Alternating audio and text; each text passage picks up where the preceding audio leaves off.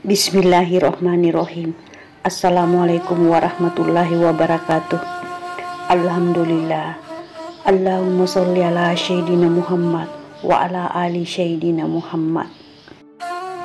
Umar bin Khattab, singa Allah yang penuh bijak, jujur dan adil, bermoral dan berintegritas, dengan tubuh yang tinggi tegap berotot, berjenggot lebat, berwajah tampan. Kisah Umar bin Khattab, episode kedua.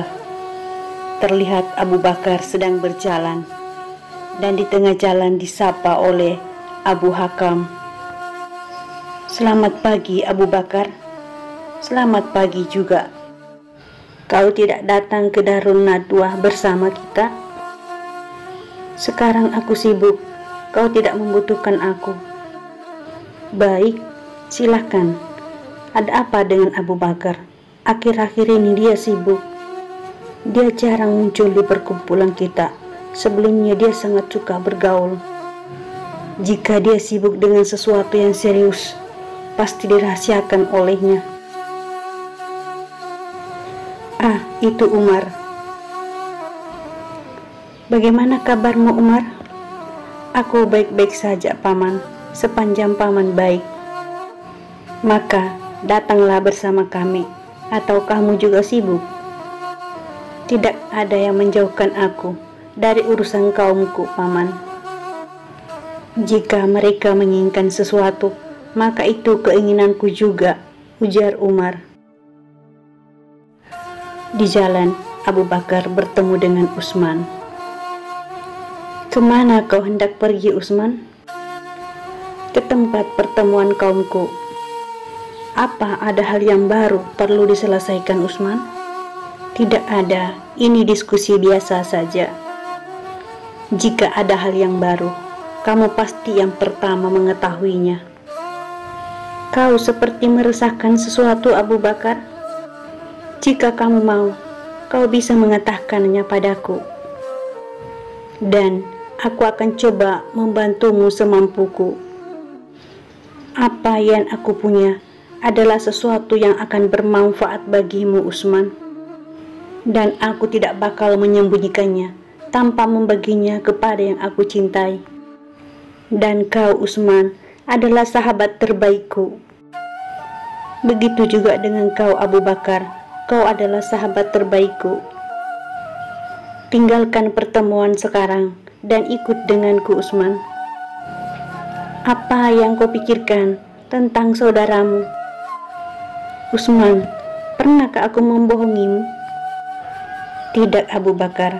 Pastinya engkau yang paling baik dan jujur. Dan seseorang yang paling jujur adalah Muhammad bin Abdullah, Utsman." "Iya, jelas seperti yang kau katakan, jujur dan dapat dipercaya. Tapi tentang apa yang ingin kau bicarakan, Abu Bakar?" "Baik, aku akan menyampaikan padamu, tapi dengan syarat kau berjanji tidak akan menyebarkannya, walaupun kamu suka atau tidak dengan apa yang kukatakan." "Kau membuatku resah, Abu Bakar." "Ya, aku berjanji."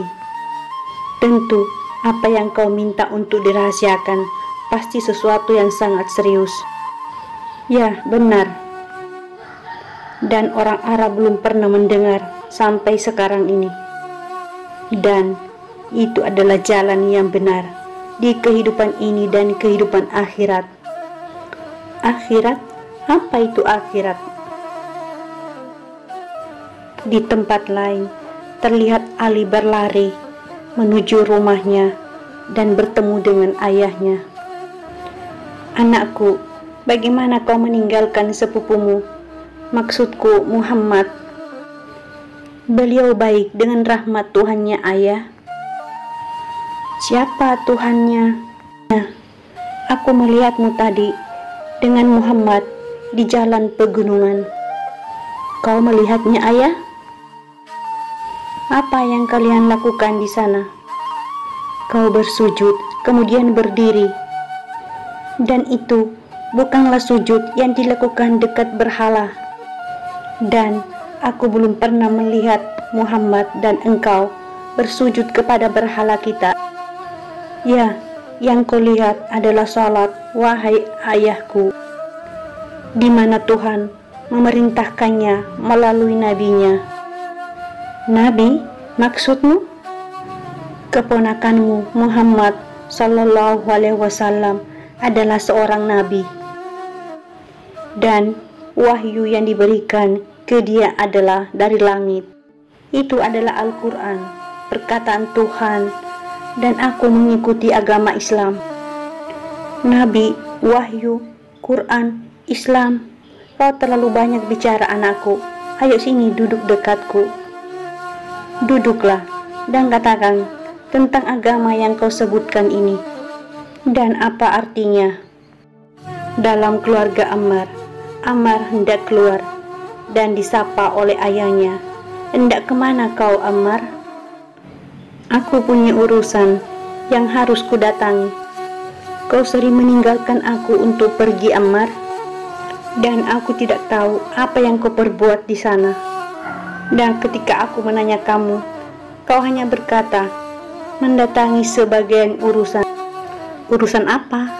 Dan kau, Umi Ammar, mau kemana? Aku hendak pergi ke rumah Abu Hakam bin Hasim bin Hisam. Aku dipanggil oleh istrinya, dan aku harus melayaninya. Apakah tidak cukup bahwa dia memiliki budak? Budaknya sedang sakit. Lagi pula, kita berutang jasa kepada Bani Maksum. Bukankah kita sekutunya? Iya, kita sekutunya, bukan budaknya, Umi. Kau mungkin mantan budak wanita yang dimiliki oleh mereka, tapi dia membebaskanmu dan menikahkan dengan ayahku sebelum dia meninggal. Itulah mengapa Bani Maksum mau engkau melayani mereka. Kita tidak boleh menolak keinginan orang. Ketika aku datang dari Yaman ke kota ini, Bani Maksum menerimaku dan memberiku perlindungan kepadaku, menjadikanku sekutunya, maka aku berutang nyawa kepada mereka. Tidak ada yang memiliki nyawa selain penciptanya, ujar Ammar. Apa yang dia katakan? Anakku, Muhammad menunjukkan kebenaran kepada kita, jadi tetaplah bersamanya.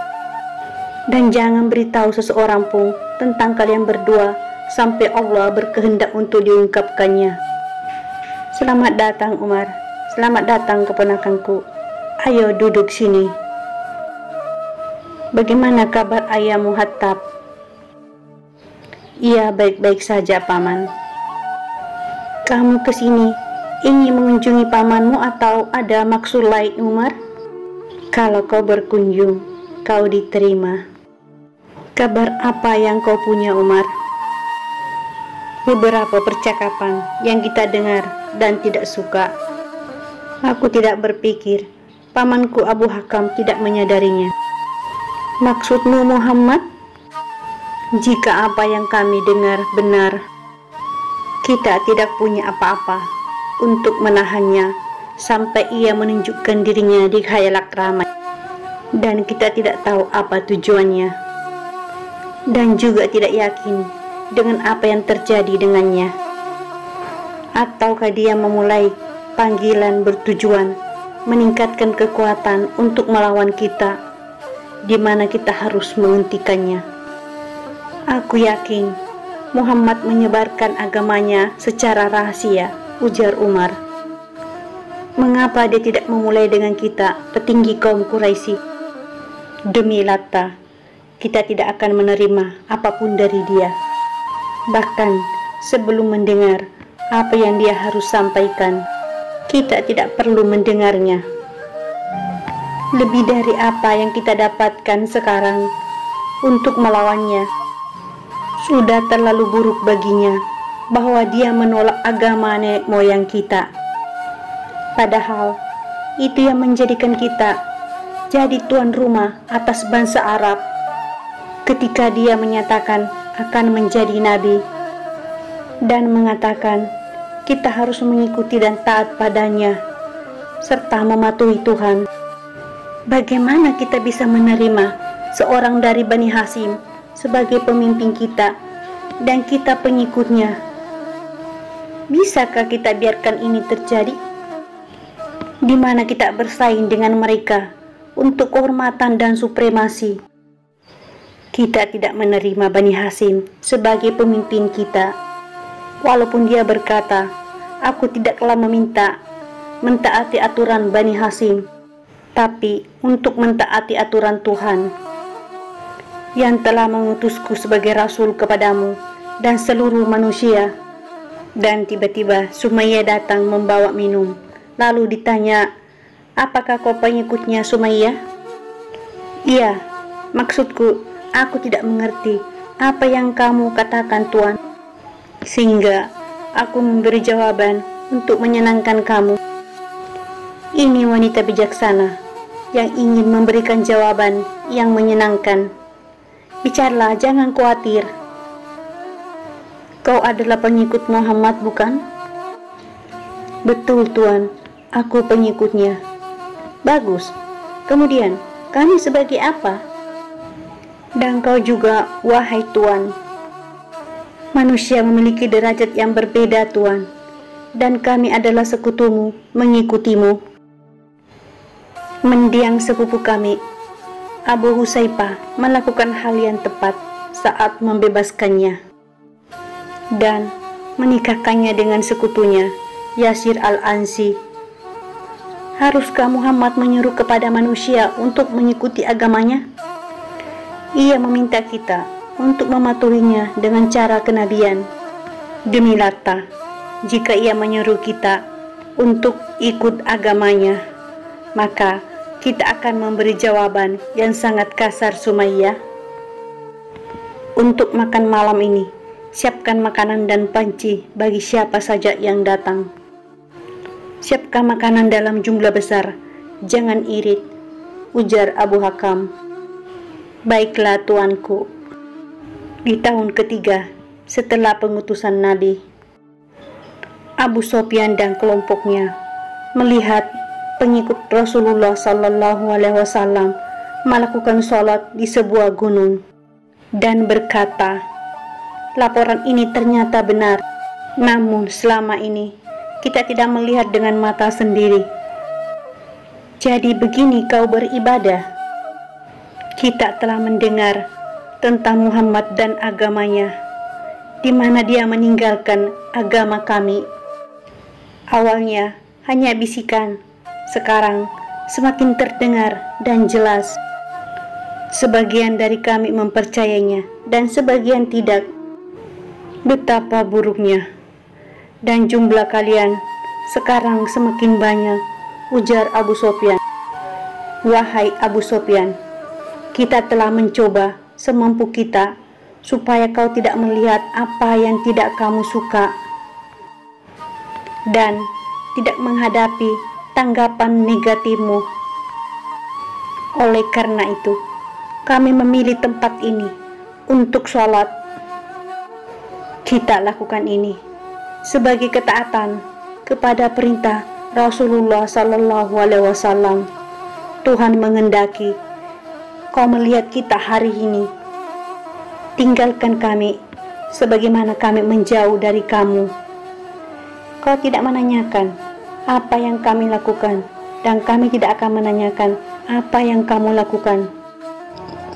Tidak, demi Lata dan Uzza, kita tidak akan membiarkanmu sampai kami menunjukkan kekuatan kami. Akhirnya terjadi pertikaian kelompok Abu Sufyan dan pengikut Rasulullah SAW, dan ternyata Abu Sufyan melarikan diri. Ammar yang pulang ke rumahnya, siapa yang lakukan ini padamu? Bukan siapa-siapa, Ummi. Kau harus katakan kepada kami, Ammar. Aku tidak pernah peduli dengan mereka, ayah. Siapa mereka? Abu Sufyan dan kelompoknya. Abu Sufyan, petinggi dari Bani Abdusam. Emangnya siapa engkau, Ammar? Berani berselisih dengan salah satu petinggi Quraisy? Apa kau gila? Kau tidak ingat siapa kita? Tentu aku tahu ayah, siapa kita. Kita bukan Quraisy, tetapi Bani Ans, dan kita sekutu dari Banu Maksum. Dan ibuku adalah budak wanita milik Abu Husaifah dari Bani Maksum. Aku ingat semuanya ayah, tak pernah melupakannya. Tetapi, kenapa kau berani bertikai dengannya? Duduk ayah, duduk. Dan kau juga ibu, duduk di samping ayah. Aku berlindung dari godaan setan yang terkutuk. Dengan nama Allah yang Maha Pengasih lagi Maha Penyayang. Demi waktu duha dan demi malam apabila telah sunyi, Tuhanmu tiada meninggalkanmu dan tiada pula benci kepadamu. Dan sesungguhnya hari kemudian itu lebih baik bagimu daripada yang sekarang. Dan kelak Tuhanmu pasti memberikan karunia-Nya kepadamu. Lalu hati kamu menjadi puas. Bukankah Dia mendapatimu sebagai seorang yatim lalu melindungimu? Dan Dia mendapatimu sebagai seorang yang bingung lalu memberikan petunjuk.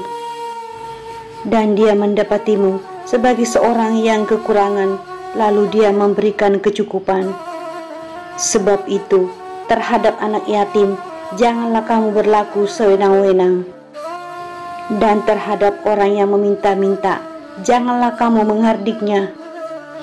Dan terhadap nikmat Tuhanmu maka hendaklah kamu sebarkan.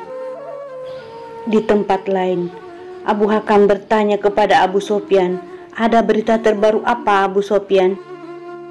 Lalu Abu Sufyan menceritakan kepada Abu Hakam, apakah benar yang kau katakan itu Abu Sufyan? Ya benar, sebagaimana yang kamu dengar. Lalu, mengapa kamu tidak tinggalkan mereka? Ayah, berapa lama kamu harus terus seperti burung unta? Jangan meniup api hindung. Maka kau setuju bahwa itu adalah api yang dimulai dengan percikan sampai kau langsung mematikannya. Dia bisa pergi ke suatu gunung dan beribadah sendirian, itu tidak apa-apa. Tapi dia menyebarkan agamanya. Orang-orang yang mengikutinya, sebagian dari mereka kita tahu dan sebagian kita tidak tahu. Yang kita tahu seperti Abu Bakar, Utsman bin Affan, Utsman bin Mas'un, Sa'ad bin Waqqas, Abdurrahman, dan beberapa orang rendahan. Dan siapa saja yang mengikutinya adalah memberontak terhadapmu. Mereka mentaati Muhammad, dan sebagaimana mereka tidak mentaatimu. Ketika Muhammad sebagai tuannya, maka Bani Hashim adalah tuannya. Kita Bani Abdusam telah berlomba dengan mereka seperti dua kuda dalam pacuan. Tapi kita mempunyai keutamaan dalam harta kita. Sekarang anak tiri Abu Talib menyatakan bahwa dia adalah nabi dan agamamu tidak ada gunanya. Sudah, berhenti berdebat sekarang. Di sini kita berdebat mengenai Muhammad. Hanya jumlah yang sedikit mengikutinya. Kita tidaklah harus menjadi seseorang yang memutus hubungan dengan kaum kerabat. Benar, ia termasuk Bani Hashim, tapi kita dan mereka adalah sama-sama turunan dari Abdul Manaf, dan mereka adalah keluarga terdekat kita di Quraisy. Jadi, kau bermaksud membiarkan Muhammad menyebarkan agamanya? Iya, sampai mereka menjadi ancaman yang serius dan melampaui batas. Maka seluruh kaum Quraisy akan bergabung bersama kita jika kita konflik dengan mereka. Bani Hashim tidak punya pilihan. Pernyataan kenabian akan memberikan kita untung atau rugi. Yang menentukan di sini adalah strategi yang baik. Kamu semua dengarkan dan taat apa yang kukatakan. Dalam keluarga Ammar, Demi Allah, ini merupakan kata yang baik. Ini pasti bukanlah perkataan manusia. Ini seperti aku orang buta dan tiba-tiba bisa melihat. Tuhan yang Maha Esa telah menciptakan kita semua dari satu nyawa, di mana membuat kita sama dalam penciptaan, hak dan kewajiban.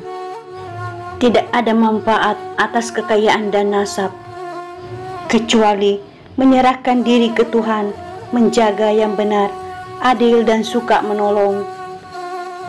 Apa yang mereka lakukan kepada kita jika kita meninggalkan agama mereka dan mengikuti Nabi? Abu Ammar, kau telah berkomitmen sendiri, ujar Ummi Ammar. Ketika kau merasakan kebenaran yang anakmu katakan, siapa yang sebenarnya kau takuti? Sekutu kita Bani Maksud atau Allah, Tuhan kita dan mereka? Ketika mereka melihatku, mereka berkata, budak wanita Abu Husaifah. Dia hanya ingin aku melayaninya. Dan tidak pernah aku duduk bersama mereka. Dan sekarang baru aku mengerti bahwa sebagai hamba Tuhan, tidak ada makhluk yang mempunyai otoritas atas diriku. Anakku Ammar, bawalah aku ke Nabi sekarang, sehingga aku akan masuk Islam seperti yang telah kau lakukan. Jika ayahmu memilih diam saja karena takut kepada Bani Maksum, maka biarkan saja dia. Aku akan tetap mengabdi kepadanya di segala jalan sepanjang aku tidak bermaksiat kepada Tuhan. Di sebuah arena adu kekuatan, Bilal, tunjukkan apa yang bisa kamu lakukan untukku. Aku tidak bisa melawannya, Tuan, ujar Bilal. Siapa yang peduli denganmu? Kau lakukanlah apa yang aku suruh, cepat. Di arena itu, Umar sedang menonton dan berkata, ayahmu tidak adil terhadap Bilal. Mana bisa Bilal mengalahkan lawan yang besar.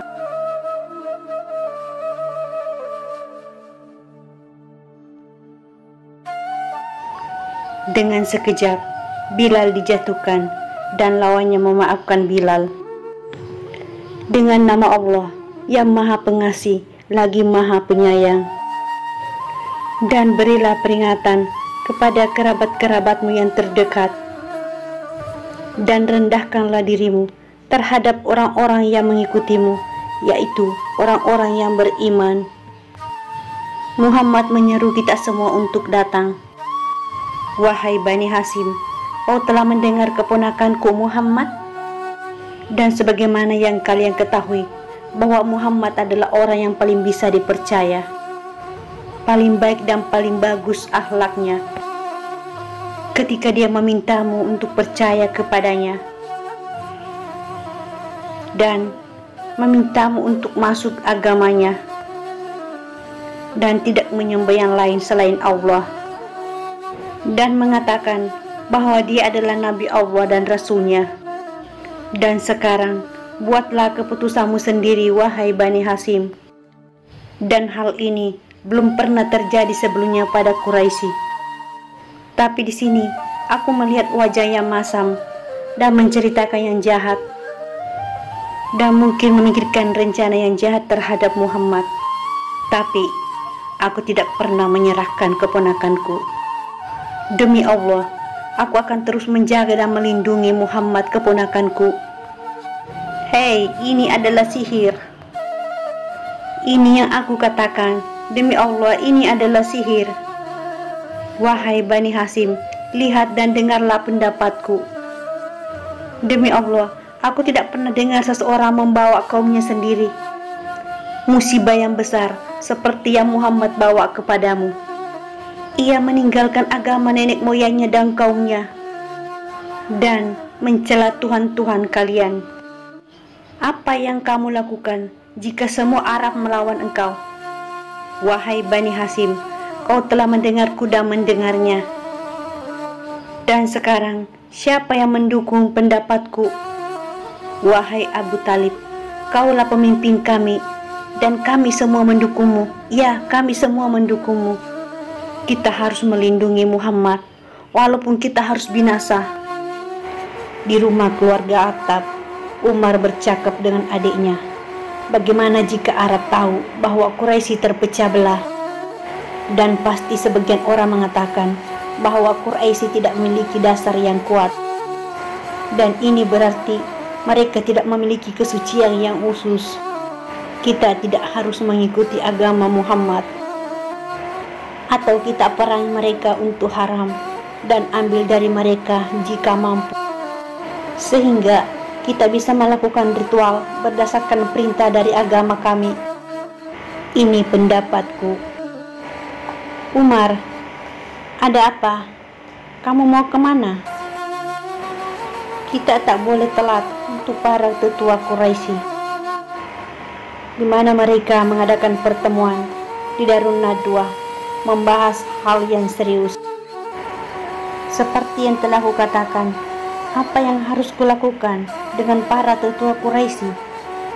Bagaimana kamu bisa katakan kau tahu mereka sedang rapat untuk membahas apa yang harus dilakukan kepada Muhammad dan agamanya?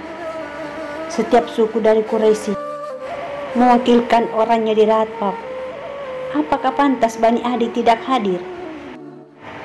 Mereka tidak akan absen jika kau ada di rapat. Kau termasuk yang tua.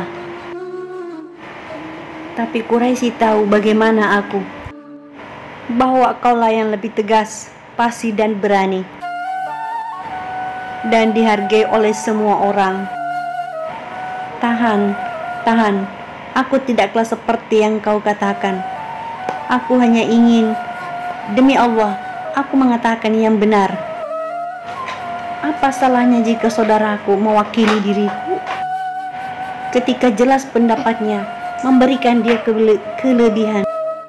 Kemudian ayah kita Al-Hattab memilihmu untuk menggantikannya dalam pertemuan kaum kita. Dan Bani Adi menerima dan menjalankan pandanganmu dengan hormat. Dan Quraisy senang dengan hal tersebut, menjadikanmu diplomatnya yang membela kasus-kasusnya. Jika kau berada di pertemuan tersebut untuk kebaikan, dan itu cukup bahwa satu orang dari keluarga Attab meliputi semuanya. Apa yang kalian lakukan di sini? Apa kalian bermain judi? Ketika para tetua di dalam membahas hal yang sangat serius, berpikir apa yang harus mereka lakukan kepada Muhammad, para tetua di dalam bisa mengurus masalah itu. Mereka dengan keputusan bijaksana, dan kita dengan pedang ketika mereka membutuhkan kita. Ketika Muhammad membuat semua Tuhan menjadi satu Tuhan, dan mengingkari Tuhan-Tuhan kita dan berhala, bagaimana bisa dibilang dia melakukan sesuatu yang tidak kita suka? Kenapa kita harus pikirkan jika kita tetap dengan Tuhan kita? Atau kau takut bahwa Muhammad akan membuatmu berpaling dari agama leluhurmu? Jika begitu, maka kau tidak yakin dengan agamamu. Abu Walid, orang tidak sama dalam hal tersebut. Sebagian dari kita tidak bersama kita lagi. Mana Abu Bakar, Utsman, Abu Ubaidah, atau Abdurrahman bin Auf? Dan kita tahu bahwa pengikutnya adalah lainnya yang melindunginya. Karena itu, mereka menyiapkan untuk mendeklarasikan agamanya. Demikian kisah Umar bin Khattab episode kedua. Nantikan episode selanjutnya. Semoga bermanfaat. Wallahu muwaffiq ila aqwamit thoriq. Assalamualaikum warahmatullahi wabarakatuh.